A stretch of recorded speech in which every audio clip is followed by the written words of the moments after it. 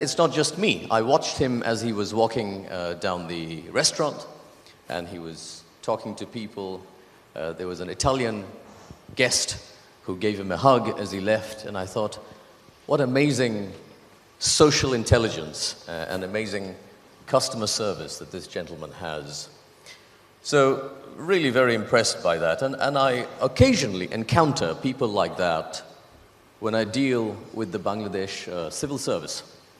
You know, there are times as an NRB when you're trying to communicate from abroad, you can really get stuck in the formal bureaucracy.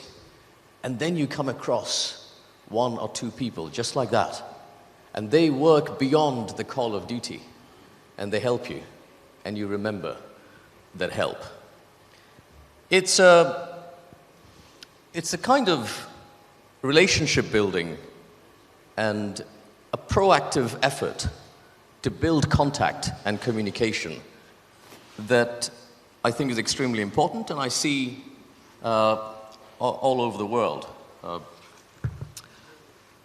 I only had, I think, one encounter with the Indian ambassador a few years ago, and he put me on their database. So every month, I get an email which summarizes investments and trade flows and other highlights related to India. They clearly think that it's important that people like me get that email once a month. Similarly, I was on a panel with a director from the Japan Ministry of Trade not too long ago. Ever since then, he has constantly kept in touch.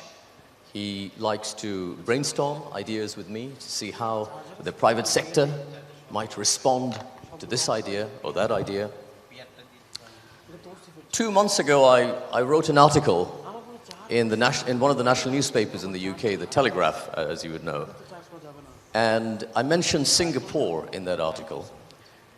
The Singapore High Commissioner in London read it, doesn't know me, looked me up, found my contact, and invited me over for dinner because she wanted to talk about some of the ideas that I had. And the Singapore Prime Minister's office, for a few years now, they never fail to invite me to contribute to their Future Trends publication that comes out once a year. I've had similar experiences with Indonesia. After I chaired a roundtable with the Indonesian finance minister, and actually at that same roundtable, we had the finance minister of Turkey. And I was reminded of that when I flew over on Turkish Airlines yesterday. And as many of you know, this was my first time on Turkish Airlines. I know many of you would have been on it. On board, in-flight magazine, in-flight brochures. It's full of data, statistics on trade, investments, but quite imaginatively, Turkish Airlines has an onboard online matchmaking service. They call it, what do they call it? They call it Invest on Board. Little video clips of startups in Turkey pitching their business. And if you're sitting there, you're a captive audience. You have to watch it. And maybe you'll take the dialogue forward. I thought it was pretty aggressive. So when I landed in Dhaka, I thought, let me compare it with the brochures that we have for our stuff. And I saw this big banner. It said, Investor Welcome Service, in bold letters. And it's the office of BIDA, the investment authority.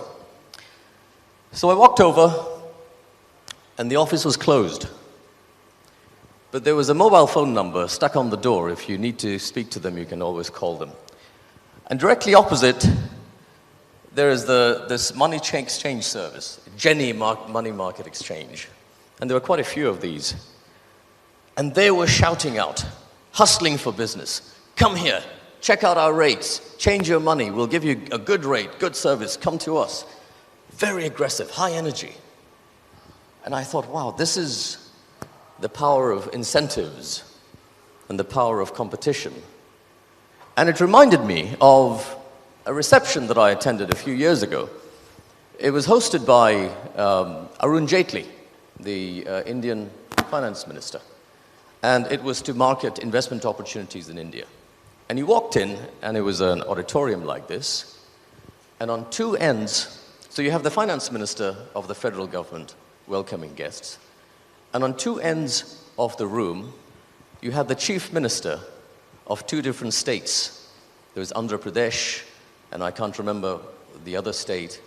And each one of them was competing, saying, come to my state for your business, or you come to my state. They were like the money changer at Dhaka airport in the way that they were hustling for business. One last example, Indonesia.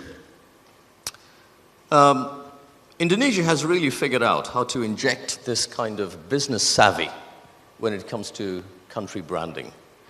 We were at the World Bank annual meeting in Washington, D.C. Last month, or the month before.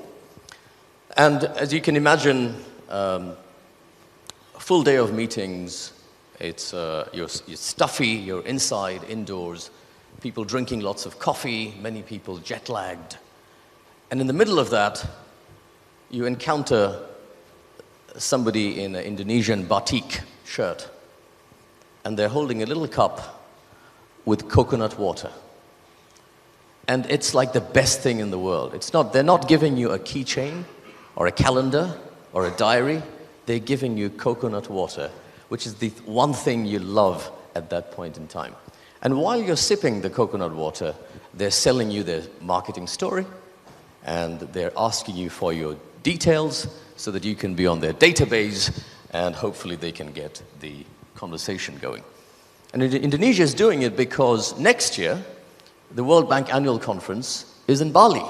So they're very keen to make a good impression. Let me switch gears a little bit right now and talk about this thing which I know is